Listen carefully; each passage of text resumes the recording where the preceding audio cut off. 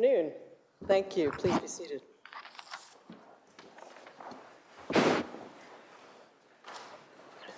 The court will now call cause number 04230825CR, the matter of Jorge Rodriguez Jr. versus the state of Texas.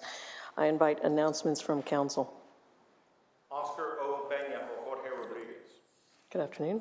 Good afternoon. All Rex C. Reekman for the appellee in the state of Texas. Thank you, counsel. Also on behalf of Mr. Rodriguez. Thank you, counsel. The parties are informed of their time. There should be lights and signals up there, and I'll invite the appellant's counsel to approach and begin.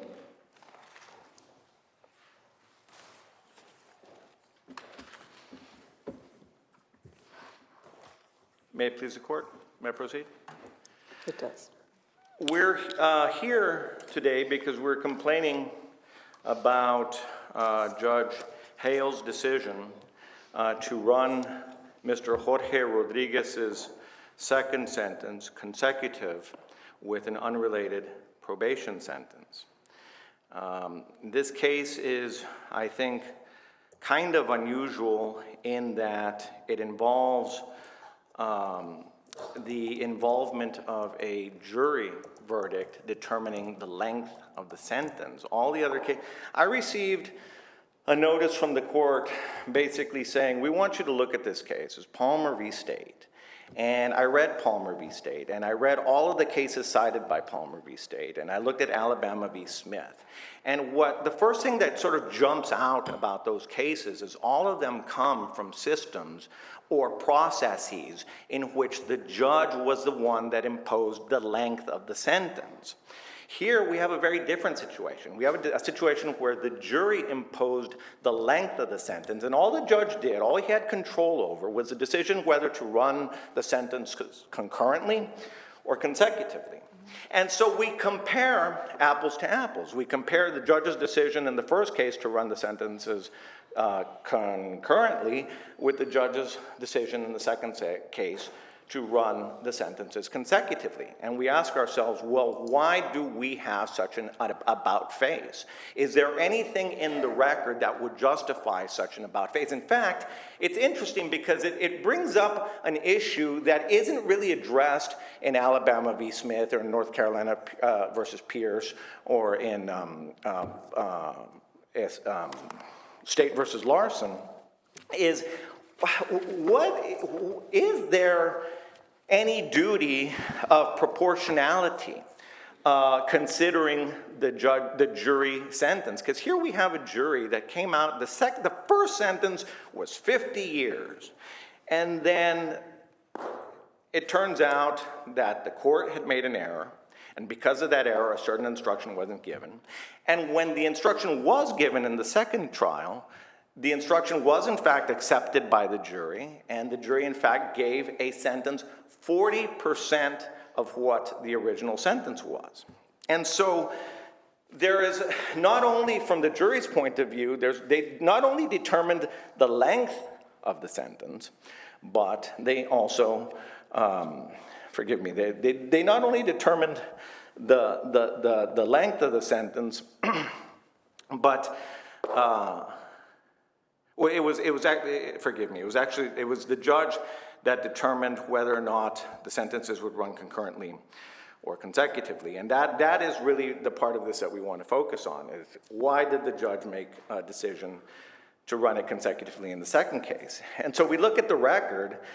There's nothing in the record that would support a decision in the first trial to run the sentences concurrently with the decision in the second case to run the sentences. What about in Johnson versus State, the court recognized that in looking at concurrent versus consecutive, one of the factors could be that there would be no additional sentence beyond the original burglary if he ran it concurrent. Do you think that doesn't provide a factor the court could consider? Forgive me, that the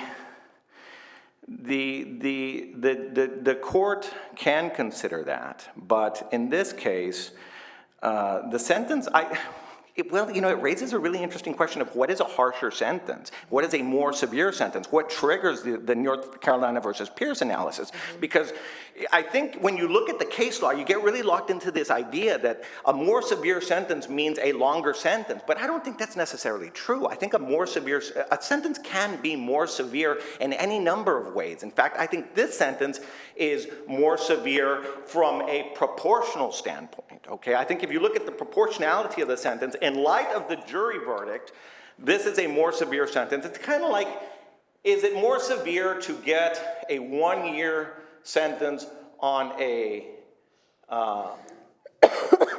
traffic ticket and or a 2-year sentence on a murder? There's an argument to say, well, that 1-year sentence on a traffic ticket is actually more severe. So I don't know that we can just say, well, severity is the kind of severity that triggers the North Carolina versus Pierce analysis is determined solely by length. I think if you look, but in the first sentencing, he would have served 20 concurrently and 30 on top of it, right? Is that right? yes. So, but now he, according to the 2 consecutive sentences, he would serve the 20 for the burglary and then the 20 for the murder. Yes, the aggregate package is less, that's correct. It is less. However, like I said, I'm not sure that that necessarily makes it a less severe sentence when you look at it through the North Carolina versus Pierce analysis. Also, strangely, one argument why it might, and this is just an example, one way of looking at it as more severe is looking at when the eligibility of parole kicks in.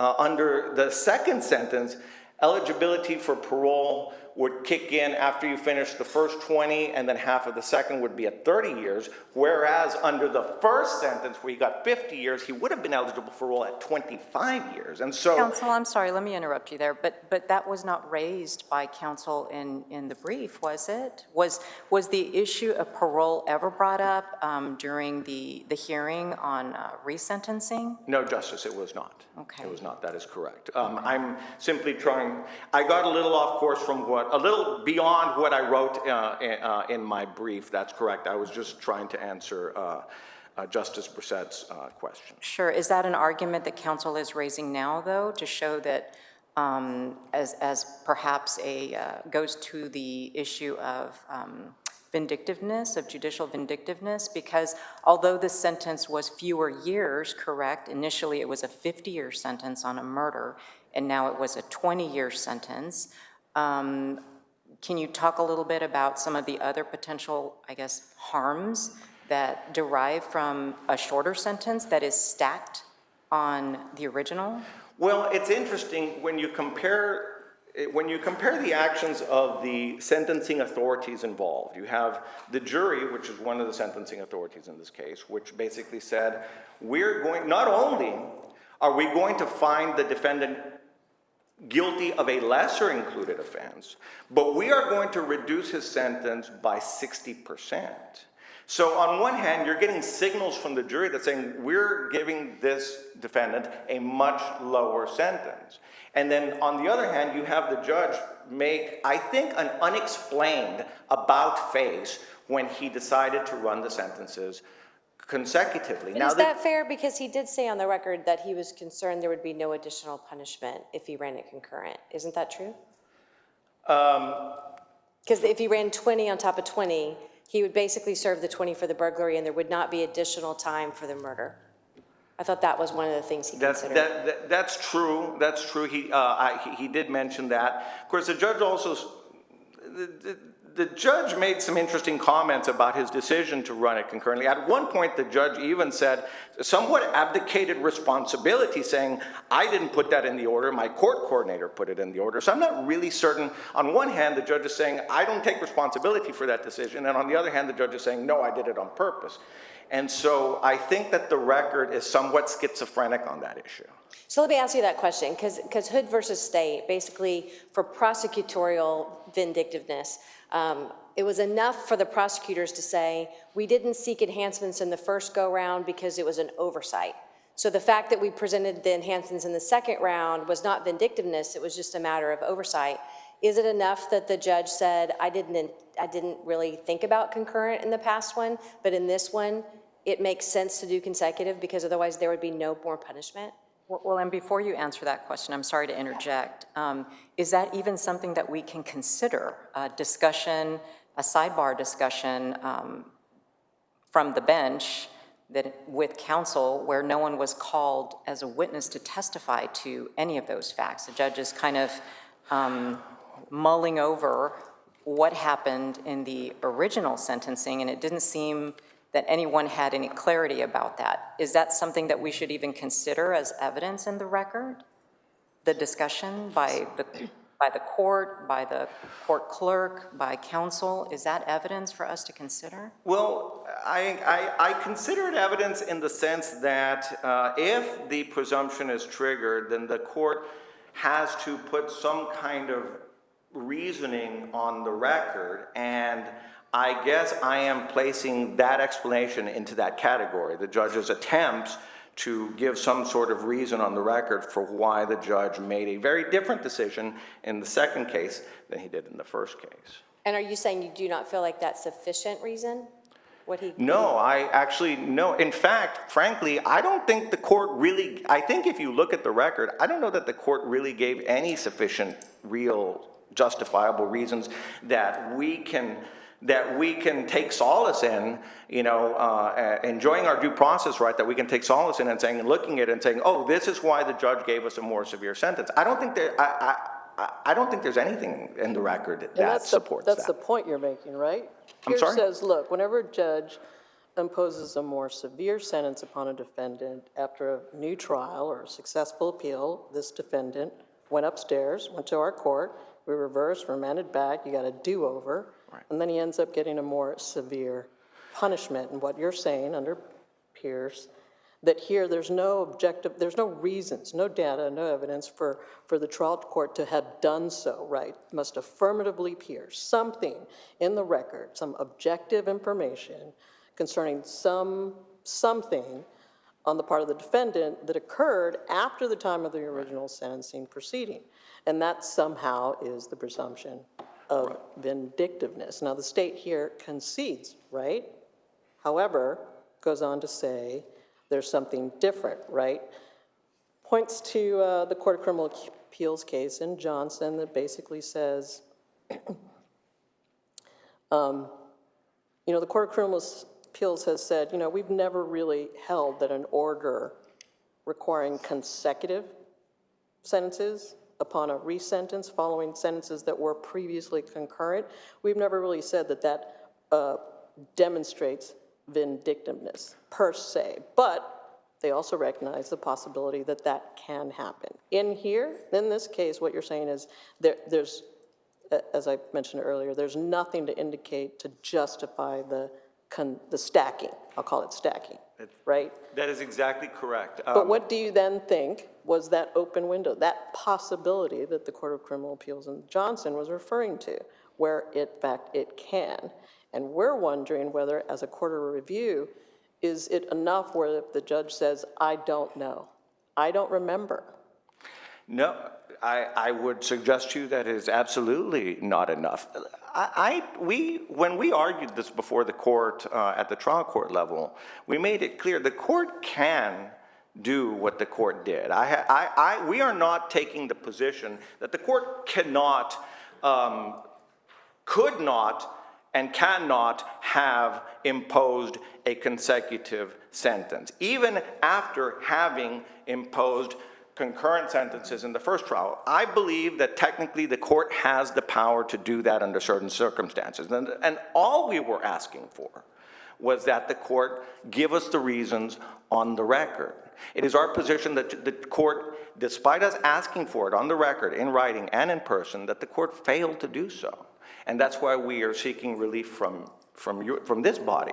We are asking, essentially what we're asking that it go back and that the court be forced to give us some kind of reason as to why there was such an incredible about face, even in the light of a 60% discount on the jury verdict, and even in light of the fact that the defendant got convicted for a lesser included offense, but there's really nothing on the record. We ask very specifically, please just give us something. We know you can do this. We're not suggesting you can't do it. Was the trial court provided an opportunity to recognize that despite the fact that there was a lesser sentence per se, that there were some direct or indirect consequences, i.e. parole, as you mentioned before, were all those part of the trial court's consideration, do you believe? Was that presented in the record in the hearing?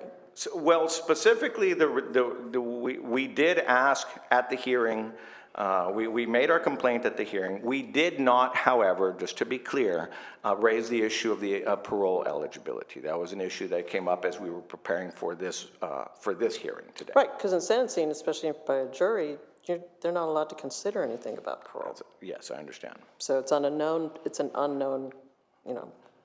But that's what makes it interesting. Once you throw the jury verdict into the mix, it really takes it out of the category of cases like Alabama v. Smith, State versus Larson. All of those are comparing a judge's decision on the length of the sentence at the first hearing with a judge's decision on the length of the sentence at the second hearing. And some of them come from guidelines-based systems, some of them come from plea bargain agreements, but they all have one thing in common, is that the judge imposed the sentence the first time and the judge imposed the sentence the second time. This is more akin to the cases around enhancements, right? Yes, ma'am. Yeah. Yes, that's correct. So one of the things I'm really struggling with is in Alabama versus Smith, the Supreme Court said that this is judicial vindictiveness. The presumption is that we are not trying to avoid harsher sentences, and you even said that. Yes. We are trying to avoid judicial vindictiveness. And so we have to find a reasonable likelihood of vindictiveness. And so that's why I keep going back to, are you saying that we should take the sentence out of these cases that says you have to have objective evidence of the defendant's conduct to justify the sentence? Or can we have something like the judge looking at the new situation and saying, if I run this concurrent as it had been in the past, because it's a 20-year sentence instead of a 50-year sentence, there will be no additional punishment that this person will serve for murder. You're saying that is not something this court could consider? Well, yes, that's what I'm saying, because even though there is no additional punishment, there is a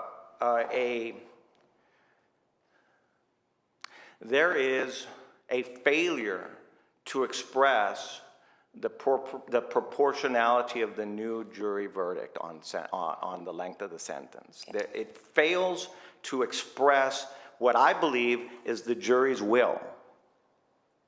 So are you saying that the judge is basically resentencing the defendant on the crime of murder in the first degree?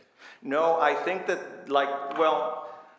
it's an interesting situation I find myself in, because if you look at the case law, Alabama v. State in particular, it's almost like I have to get up here and attack the judge personally and say that the judge was somehow vindictive, which is a very personal form of an attack to engage in this sort of tribunal. I'm not want to engage in that kind of attack, but I will say this. We gave, number one, case law is replete with the fact that the judicial vindictiveness derives from the court's stake in the original conviction. And here, the court had a very big stake in the original conviction. In fact, it was the judge's decision not to give a ruling on sudden passion that caused this case to come back. We got the ruling on sudden passion the second time around. Not only that, then the jury approved of that. So there is some, if you look at the imagery, I'm not going to attack Judge Hale personally. I think he's a great judge. But if you look at the imagery of it, you have a complete lack of support for the decision. You have a wild about face in light of a jury verdict that was 60% discounted from the original one. And I think it's just a failure to express the proportionality of the new jury verdict. And I do think that it gives rise to an inference of vindictiveness. And we understand, we agree on the vindictiveness is a term of art under these circumstances. So I was just trying to figure out if your argument is that the judge, his idea or thought behind the new sentence was looking at it still as a first-degree murder, because there was some, I think, question about are you sentencing for with the understanding that the sudden passion was found by the jury, so that would be a different kind of sentence, a different consideration if that is what the jury found, versus a first-degree murder conviction. So they're two different things, and I'm trying to figure out, is that one of your arguments that you feel perhaps the court was still sentencing based on the murder charge? I think that the court was still sentencing based on the murder charge, but primarily I think that this is this was an imposition of the court's will, really over the jury's will. That's the way I perceive it. And I don't think that. Look, ultimately, we can only, the judge had only certain power over certain things, and that was to either run the sentences concurrently or consecutively, and we have example A, where he ran them concurrently, and example B, where he ran them consecutively. And I think we have to ask ourselves, well, what happened in between there? What is the reasoning? We can throw this back on me and say, well, you have to prove vindictiveness. I think that's terribly unfair under these circumstances. I think that there is a presumption, and I think that it's the state that should be the one that had, really at the time, had the interest in getting the record clear to show why there was a change of sentence on that. But You have 10 minutes for rebuttal. I'm sorry? You have 10 minutes in rebuttal. 10 minutes for rebuttal? Yep. Okay. May I reserve the rest of my time for rebuttal? Yes. Thank you. Thank you very much. Excuse me.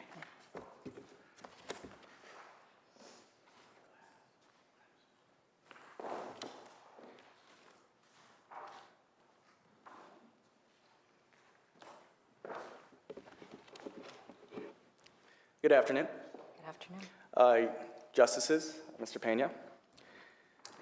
So we agree wholeheartedly vindictiveness should not play a role in sentencing decisions. However, this is not a case where there's vindictiveness. And the big issue with Mr. Pena's argument is the math doesn't math.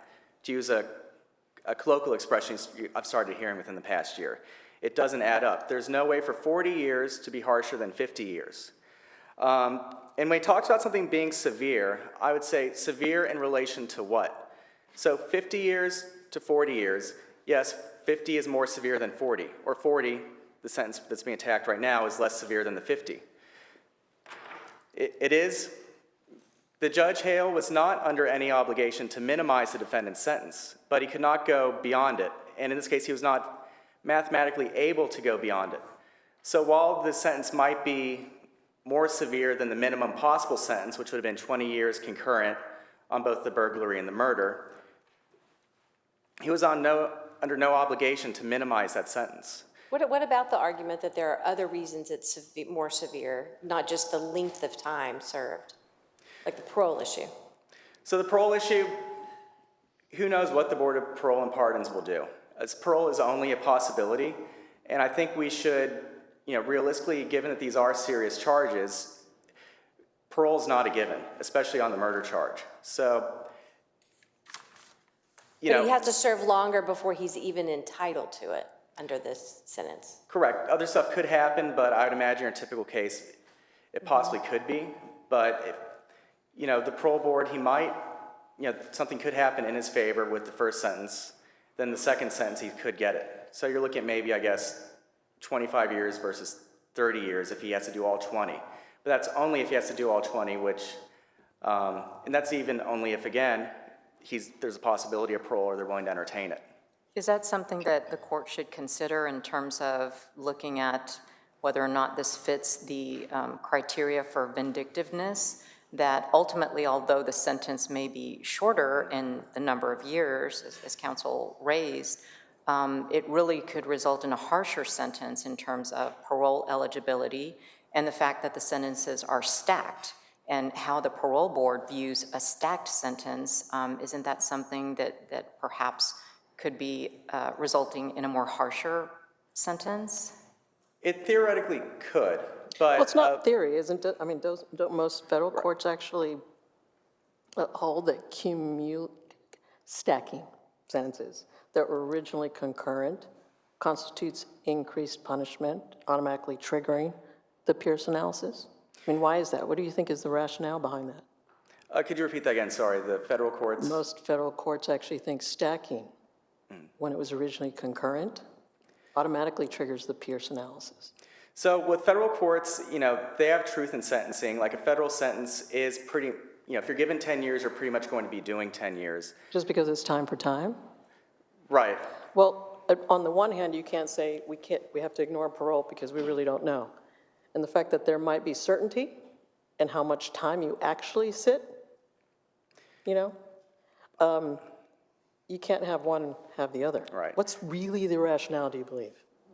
Well, I think the thing to look at would be, in terms of harshness, the actual harshest thing that could happen is he serves every day of that sentence. And so I think that would be the best way to focus the analysis of whether it is harsher, because you're looking at something that is a real possibility he does every day of that. Whereas parole, it could come at the immediate eligibility date, it could come at some point after that. Again, but you got to discount that. And if discounting that, what do you think is the rationale behind why most federal courts consider when you go from concurrent to stacking, it automatically triggers the Pierce analysis to determine vindictiveness? There's not you just immediately go there. Okay, you pass first base and you go into second. Right. Whereas here, it's a little different, as you might suggest. But why do you think is the rationale for that? So we don't have to go really into the state of mind of a trial judge? Well, We don't have to rely on some empirical data Right. on what happened downstairs, and particularly on review when all we're doing is reading black and white text. Right. So frankly, I don't know what the federal court's rationale is, just since parole was not an issue that was really briefed in any of the briefs, brought up in the trial court, at least brought up in a meaningful way in the trial court. In the cases that were brought, and including in the Supreme Court cases, Pierce, McCullough, Smith, parole wasn't really an issue in those, nor was it really an issue in the federal cases that the Larson case cited. So to be frank, I'm not sure what the federal court's rationale would be in that. Counsel, could you talk about, I guess, in your view, what facts were identified on the record by the court to justify a change in running the sentences concurrently to consecutively? What can you point to in the record for us to consider? So Judge Hale says, in other words, that he was punished for the burglary on the revocation. That was separate from the punishment for the murder. So he's saying basically 2 punishments for 2 crimes. He also mentions there was another burglary. Best practice would have been to put more reasons on the record, and I'd actually refer to the Jimenez versus State case that was cited in the state's brief, where it says if there is no presumption, which I argue there is no presumption here because 40 years is always less than 50 years, it may be good practice to put your reasons on the record, but that by itself does not raise a Pierce presumption. So But let's assume for the sake of the argument that there is a presumption. Right. And now we're looking at whether or not the evidence, that the record is sufficient to overcome the presumption. What would you point to? So the judge, aside from what I just stated briefly, he didn't say a whole lot about it, but there is plenty in the record that would justify a longer sentence, and that shows that he was not being vindictive. And if your honors would like, I can go through some of those examples. So, okay, so as to the point that a consecutive sentence is appropriate versus a concurrent sentence. So there were jail contrabands while in violation. So that's a new thing that happened between the first trial and the second trial. The manner in which the murder was committed was very personal. There were a bunch of stab wounds. What seems to have ended with a stab wound to the heart, and the defendant said in a Facebook message, "I stabbed someone yesterday and sat there to watch him die," which almost indicates sadism on the part of the defendant. Is that evidence after the sentencing, though? I mean, that was all before at the time of punishment, right? That was, Was it presented at the first trial? Yeah. I believe that, yes, I believe it was presented in the first trial. Yeah, And it was presented in and this. Jimenez is pretty clear that we have to have objective evidence of defendant's conduct after. Subsequent conduct. And so we do have, it says, another burglary, which he was convicted for in the interim, sentenced to 11 years, plus the jail contraband violations. But that's if there is a presumption that, if there is a Pierce presumption, assuming that that is triggered in the first place. And on the probation revocation, the state did present evidence of the murder, is that right? Correct. That took up most of the record. Right, so he did consider the evidence of the murder in the motion to revoke probation on that original burglary, correct? Correct. He did. That was one of the violations that he did find had been committed. Okay, and so the jail contraband and this second burglary that you referenced, was that new information that the court was made aware of between the original sentencing and the resentencing? So the other burglary that he referenced was brought up in the motion to revoke in 2018, but he wasn't convicted until after the first full trial. But he was aware of the facts of that burglary, correct? Correct. Okay, and what about the jail contraband? That's new evidence that was not brought up in the first trial. Okay, was that presented at the resentencing hearing? I don't recall reading that in the record. He did not mention that in the resentencing hearing. Okay. Or, I don't believe so, but I don't say that with 100% certainty. Okay, did the state present anything by way of brief to the court for consideration, or was there a pre-sentence investigation or something else document-wise that was presented to the court outside of the hearing? So the court did, on the last day of the punishment trial, after the, I guess, jury had entered their verdict, he asked both sides to submit memorandums or briefs on the issue. And he gave them, the last day of the trial was August 21st. He didn't actually pronounce his sentence until August 30, so 9 days later. And in that meantime, briefs or memorandums had been submitted. Not all that made it to our record, right? I guess it should be part of the clerk's record, I would think, when they send all the filings to you. So they were attached to counsel's brief as exhibits or something after the resentencing hearing? So it would have been before the actual do you mean the resentencing on August 30th? Yes. So that would have been submitted in the meantime. It would have been part of the court's record. Okay, thank you. So anything else that you're saying about jail contraband violations and the conviction on the second burglary charge, anything else that you think the court could have considered? And well, let me ask you this. All right. You're raising things the court could have considered, but you admit that the court didn't put it on the record that he did consider it, correct? Correct. What he did consider that was on the record is fairly sparse. It's what we just spoke about. But would you agree you needed to create that record? I would agree it's a best practice, but given as I believe that no Pierce presumption has been triggered, he's not required to. Again, at the Jimenez case, in which case if there is no Pierce presumption, that doesn't mean the appellant or the defendant is out of luck. They just have to show actual vindictiveness. Well, reasonable likelihood. Reasonable, right.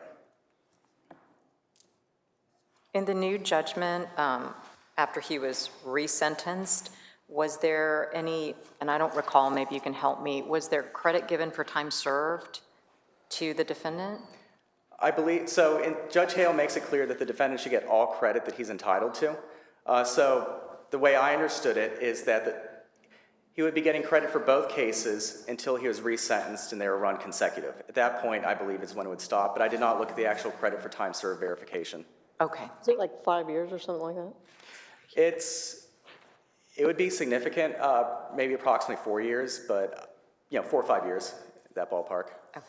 How does the situation, the conversation on the record with his clerk come into play in your mind about who put concurrent in the original order? Does it matter? So I don't know how significant it is. I attribute that more as 4 years had passed, or 3, and however many months had passed. No one just really recalled, since he just ran it concurrent. No one really paid much attention to it. If you do actually look at the transcript, which I did look at the sentencing transcript from the first trial on a hunch over the weekend, so obviously a bit late in the game, but it does show a request by the state to have it be consecutive. Judge Hale denies that, and it's concurrent. Was that part of our record? Unfortunately, not for this appeal. In the previous appeal, yes. So I bring that up out of a sense of candor. I know it's not part of the record, but on a hunch, I did look at it and saw that. And I would attribute the difference, at the end of the day, Judge Hale is looking at, in the first trial, you have 50 years or 70 years. Those are the only 2 options he has. He felt 50 years was more appropriate. After the second trial, he has a choice of 40 years or 20 years. He felt 40 was more appropriate. So I think, to go into the Larson case a little bit, you look at the cumulative sentence or aggregate sentence, and you also look at what was the original sentencing intent. So obviously I think he thought 70 was too harsh. 50 was better than 70. Not that 50 was the number he would have chosen. That's just what the jury had given him in both cases. And given the facts of the case, the murder, the brutality, and all of that, there's plenty of reasons why, and the fact that there have been multiple offenses, multiple convictions, he felt multiple punishments were appropriate. How do you respond to counsel's argument about the proportionality of the sentence being not proportional to what the jury rendered in the new trial? Well, the jury, I think it is proportional. The jury doesn't get to weigh in one way or the other or give any input as to whether something should be consecutive or concurrent. And the jury, I would note, did give him the maximum. So if they hadn't found sudden passion, we don't know if they would have stayed with 20 or gone up to life. But since they did find sudden passion, they were capped there. And again, given that this is something that's squarely within the discretion of the judge, I don't know if a proportionality or an argument that Judge Hale was disrespecting the jury's verdict really fits, just since we don't have any findings or from the jury aside from their verdict. What's the, well, beyond the obvious, what's really the difference between stacking and not, right? Well, Isn't it inherently more difficult to do one thing after another as opposed to doing 2 things at the same time? It is. Okay, maybe that's what I was trying to get at in terms of the rationale of what other courts do, that stacking inherently, by its very nature, harsher, regardless of it being, an aggregate less than in total. But when, presumably, and even an objective layperson will say, if a judge says, when previously I had run them together, but on a do-over, I'm going to stack them. Even if, again, it goes from 50 to 30.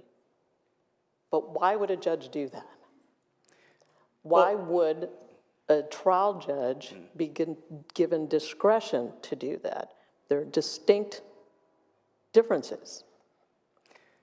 Is that not, that's his argument, that's by its very nature harsher, thereby more vindictive. So 40 years or two 20-year sentences consecutive is harsher than 20 years concurrent. But the reference point for a Pierce presumption is that original sentence of 50 years. Like I mentioned earlier, the judge isn't under an obligation to minimize the defendant's sentence under Pierce, but he does have to be mindful of being harsher, but at the end of the day, we don't get to that because there's no way he could have approached 50 years. And I would actually, I would also in that response like to bring up some of the cases. So hold on, what you're saying is that there is an assumption that the trial judge wanted to get as close to his original sentence as he could, thereby the only way to do that, only way to accomplish that would be to stack it. Does that in and of itself show vindictiveness? I don't think so, because he's beyond subjective. Right, beyond. Okay, beyond that. And especially as you pointed out, the only real thing is that they found contraband while he was Right. in custody, right? Everything else was before the punisher before, the nature of the offense, circumstances of the offense. But subsequent to that, what other evidence was there to justify the stacking? Tell me there's something more than just finding contraband while he's inside. Well, I think by that he's trying to find an appropriate sentence. I'd actually like to quote the Pierce case. It's important, and this is an exact quote, but it's a pretty close paraphrase. The punishment should fit not just the crime, but also the offender. And here we had a serial offender, and so we got serial sentences. So I don't think Judge Hale's goal was to replicate the first sentence, but find an appropriate sentence given the offender and his history and the crime that was in question, which was a murder. And there was a second burglary conviction between the first sentencing and the second sentencing. Correct, 11 years. Do you think that the appellant should have to show harm in order to prevail? I think he should have to show actual vindictiveness. So the harm in quotes, is clear. It's a longer, it's 40 years versus 20. But again, I think the appropriate reference point is the 50 years, not the 40/20 years. The real question is whether Judge Hale was holding the fact that the defendant chose to pursue his right of appeal against him. That's vindictiveness, right? Right.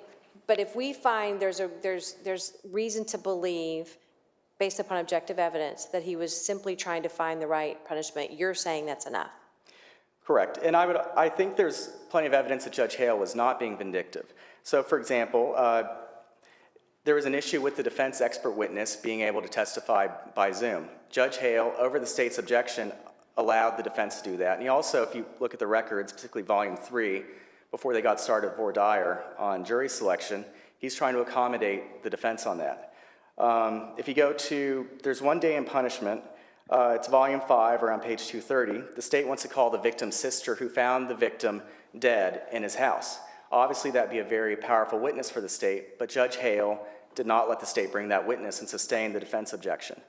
I can go on. There are different instances where he agrees with the defense attorney, sustains their objections. So if you look at the entire record, I would borrow from the movie Jerry Maguire, show me the vindictiveness. Well, but wasn't that your duty as the state to make sure that the court established a record as to why he was sentencing him differently so that he could not be found to be vindictive? It should have been done. It would have been a best practice. Unfortunately, it wasn't done here. But again, the Jimenez case deals with that by itself, the failure to do so, does not create a Pierce presumption. Which case is that?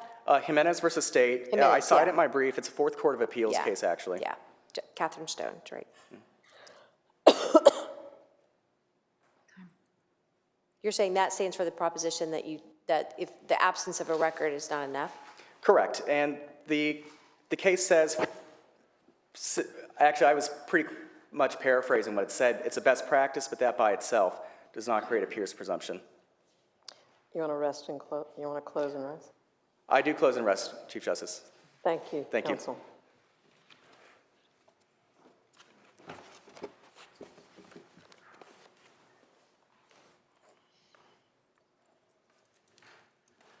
May I proceed with rebuttal? May it please the Please. court, counsel?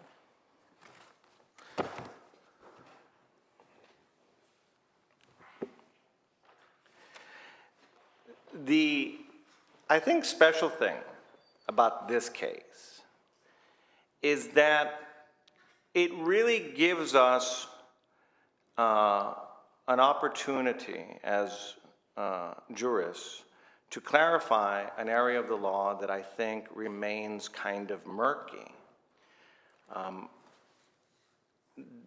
The area that I am referring to is the interaction of the involvement of a jury sentence in the North Carolina versus Pierce analysis. How does the existence of a jury sentence in the first case and a jury sentence in the second case, how does that affect the North Carolina versus Pierce analysis? Considering the fact that all of those cases, as I said, come out of systems or out of processes wherein the judge was the one that imposed the original sentence. And so if we ask ourselves that question, then the next question becomes, is there any kind of duty to respect the jury's verdict? And if there is a duty to respect the jury's verdict, is there a duty to somehow express it in some way or not prevent it from being expressed in some way, which is what I think happened in this case. I think what's really happening is the jury's will is being prevented from being expressed because the judge has made an about face and decided to run the sentences consecutively. Does it make a difference in the analysis that here we're dealing with the jury dynamic? And I suggest that it does. In fact, I suggest that it makes the questions that we are dealing with much more difficult and much deeper. So how does that play with the standard of review that you cited in your brief where we should affirm if it's within the zone of reasonable disagreement?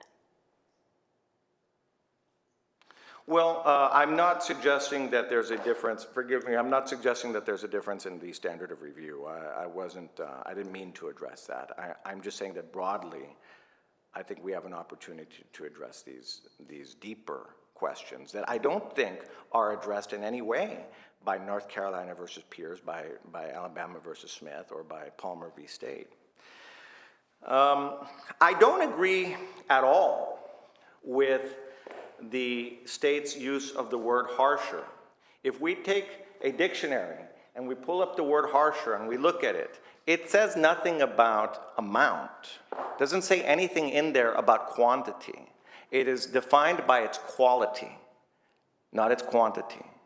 And I urge you, look at the definition. I mean, not that you don't know the definition of harsher, but I mean, sometimes it helps to actually look at a dictionary. And I looked at the dictionary before I came here today, and I note that nothing in the definition of harsher is quantitative. It is an absolutely qualitative decision, and that is the effect that the judge didn't. What we're having here, what we have here, is the judge. He harmed my client, perhaps not quantitatively, but he harmed my client qualitatively. And I think that is the harm that we are trying to address. I think it's hard to come up here with a straight face and say that a consecutive sentence is not harsher than a concurrent sentence. And I think that if you just look at it through that prism, and you say that at point A, the judge decided it would be concurrent, and at point B, he decided it would be consecutive, I don't think there's any way that you can escape that that is qualitatively a harsher sentence, despite the length of the sentence. So our difficulty is that we've got, the state's jurisprudence is that the Pierce analysis just doesn't even come into play unless on second try, you get more. If you get less, But not automatic. What the appellant here is asking this court to do is simply ignore the rule. both under No, Pierce and- I'm trying to distinguish it. Yes. I'm trying to distinguish it as best Because I... it's a jury Yes, Your Honor. punishment and because it was stacked on the second try? Primarily because this involves a jury. The judge could have stacked. I see there's plenty of circumstances under which the judge could stack. I think that the difference here is that there's a jury But the involved. province of the jury ultimately should be held in high regard and not interfered with by a judge who effectively, at least again, is given the discretion to either stack or run concurrent. Yes. But I think, couldn't you argue, you're arguing that he disregarded the jury's intent that it be 20 years by doing it consecutively, but they gave him 20 years for the murder, right? Yes. And they certainly didn't have it before them to make it concurrent. So how can we assume that they thought it would be concurrent? And by making it consecutive, we're ignoring their will. I think that's a leap. Well, I guess okay, that's a very good question. When I'm addressing the jury's will, what I'm really describing is the difference between the 50-year sentence and the 20-year sentence. And I say that that difference is in fact an expression of the jury's will. You are correct, though. I don't think the jury sat and thought, well, you know, is this going to run concurrent or anything like that. I understand, and that is correct. And perhaps I'm using my terminology just a little bit too liberally. I apologize. Let me ask you to address, because it wasn't kind of really fleshed out in your briefing, that the term on resentencing constitutes judicial vindictiveness under the due course of law guarantee in the Texas Constitution. Elaborate, please. Why is that different than the federal Constitution? I personally am not aware of any differences in the due course of law. I guess Article 1, Section 10, if I'm not mistaken, of the Texas Constitution. I am not familiar with the specific differences between due course of law in Texas and due process under federal law. Forgive me. I can't answer that. Very good.